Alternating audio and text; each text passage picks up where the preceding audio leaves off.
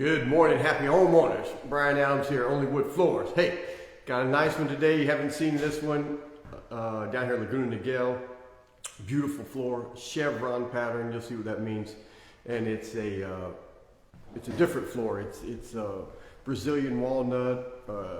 Some people are gonna call it ipe. It kind of looks like Brazilian cherry, just not as orangey red, but still it has that orangey red look. And we're gonna try to fix that. Let me turn this around and show you what I'm talking about. So there's your chevron pattern.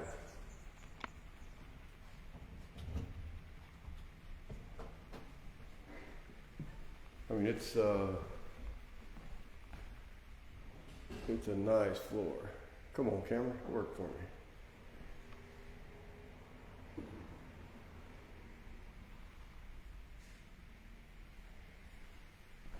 And this, so it changes. You can see over here in the light, like everything, the sun is going to bleach and change the color. You can see the difference. That straight line, but it goes everywhere. So once we sand this,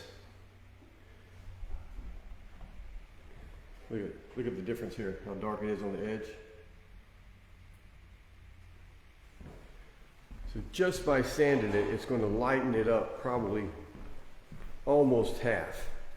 I think this pattern is throwing my camera off. It can't focus. In here, there you go. You just have a little bench right there they just took out. So what we are going to do, if you can see that little sample piece, once we sand this down, we're going to take our wood bleach and bleach this a couple of times to kill some of that reddish brown color. Now the more we bleach it, the lighter it would get, but it would never get, say, a maple or a white type lightness.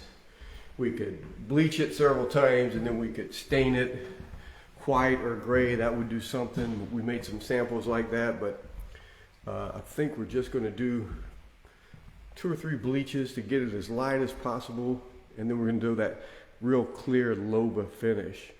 Not the invisible, but the loba itself is super clear, so it'll keep it that real light color once we bleach it. So you want to stay tuned. This is going to be a nice before and after. All right, guys, any questions, leave them in the comments. Want a copy of our book, 9 Secrets to Refinishing Wood Floors? Give us a shout out, and we'll make sure you get a copy of that. Thanks, guys.